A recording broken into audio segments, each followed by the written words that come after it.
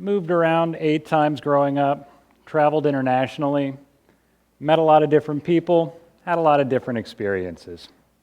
Then I studied abroad in France. France. The culture, the food, the people, the food. Did I mention there was food? The food was great. And about 3/4 of the way through my stay, my host family tells me one night that they have no desire to come visit America. I was shocked. Like, why would you not want to come see my country? And they said, wait, no. We'd really like to come to Disney World. Somehow that didn't make it better. You've reduced my entire country to a theme park, part of which includes a little section that's like France. Not all that outside the box. I struggled understanding how they thought, why they looked at our country this way. Fast forward many years, I'm back in the classroom teaching now. This semester I have a class that has students from 4 different countries in it.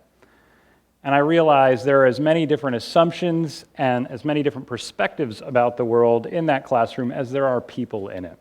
And as we talk about all the different aspects of psychology and weave in current events, I realize that there are so many different ways to see and to understand the world.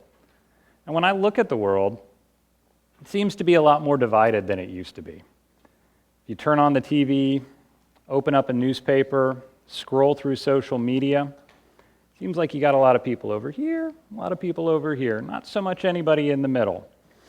And I realize that there's an advantage for media to sort of sensationalize these extreme viewpoints. It's a lot more interesting to turn on the TV and see coverage of a protest rally or some sort of march than it is to see the cameras trained on a room full of people that are quietly compromising. So I get that. But at what point does perception turn into reality? We can think about division other ways too. We can look at it economically.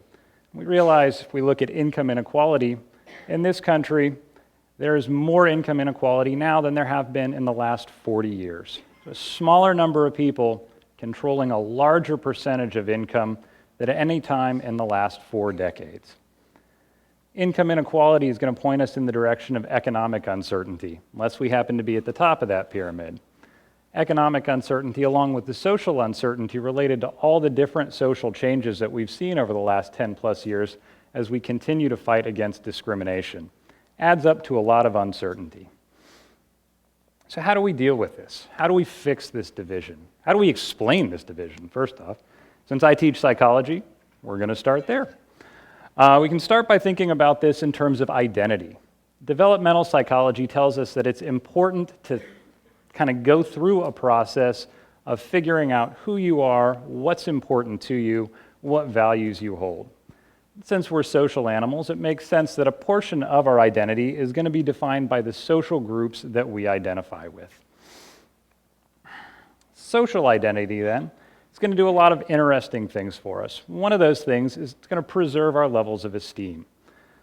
Our groups do well, we feel better about ourselves. We have any sports fans out there?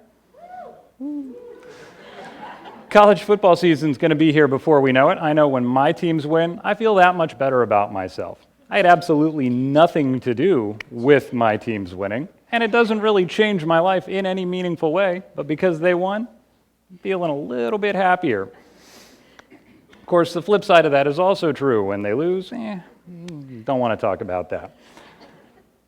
So social identity helps to preserve our esteem, helps maintain those levels of esteem.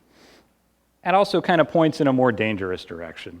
We can use social identity theory to predict things like prejudice and discrimination. If I feel better when my group does well, that means that another group has to not do well. So there's going to be winners and losers. And turns out it's not that difficult to get us to engage in this discriminatory behavior.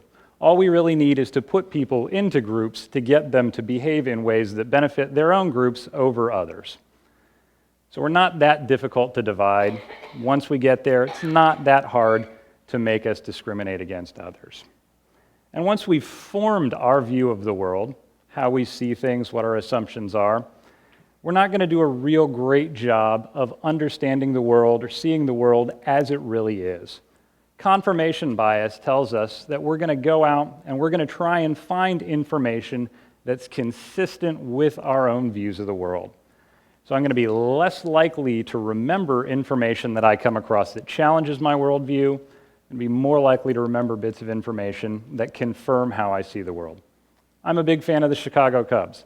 I'm not going to spend a lot of my day going out and finding information about how they're not as good as I think they are. So maybe we don't do a great job of understanding the world as it really is. Maybe we don't do a great job of being more inclusive than we are. How can we fix these problems? How can we address these divisions? The good news is we can use psychology for this too, and we can use kind of the same things to fix both of these issues. The first thing that we need to do is to really examine our assumptions. What do we think about the world? How do we see the world? What are our perspectives on the world? As long as we can look at those and start to think about where they come from, do they apply to everybody? Are they unique to me? Maybe we can start to realize that there are other ways to see the world. And the second step is to broaden our perspective. Surround ourselves with people that have perspectives that are different from ours. You hang out in a room with a whole bunch of people that are just like you, probably going to have the same worldview when you come out of that room than when you went into it. So that's what I want to challenge you all with today. It's to maybe step outside of your comfortable circle. Maybe start crossing some of those imaginary barriers that we've drawn and try and meet people that are different from you. Maybe there's somebody out there from a different political party and you just don't understand how they can think the things that they do. Maybe somebody from different religious affiliations, different sexual preferences. Don't rely on your assumptions about these people. Get up, go out and find one and talk to them. But don't just ask them a bunch of random questions. I want you to ask them very specific questions. Find out what you have in common with these people. Maybe it's music. Maybe you both like tacos. Maybe you have the same concerns about the world. Maybe you have some of the same hopes and dreams. Figure out what things you share with this person. Maybe you can't find an example of a person that you'd like to get to know more about. So find their readers, or find their authors, find their thinkers, and read what they have to say. What do they think about the world? How did they get the perspectives that they had? And I guarantee you, if you go out and try and find ways that you're similar with people, you're going to be successful at doing it. And the great thing about doing this is that you've then shown somebody else the exact same way when they have questions about other people. You've given them a model to follow. And I don't think this is something that you have to do 100 times. I don't think it's even something you have to do 10 times. I think if you go out once, find one person that you don't know and you don't understand, it's going to change your world.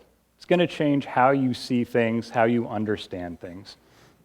If we get enough of us going out there and doing this and asking people, focusing on how we're the same as opposed to how we're different, then before you know it, those divisions that we see are going to be a little bit less insurmountable than they might seem now. So I'm going to leave you with this. The world can be a very complicated thing, or it can be really simple.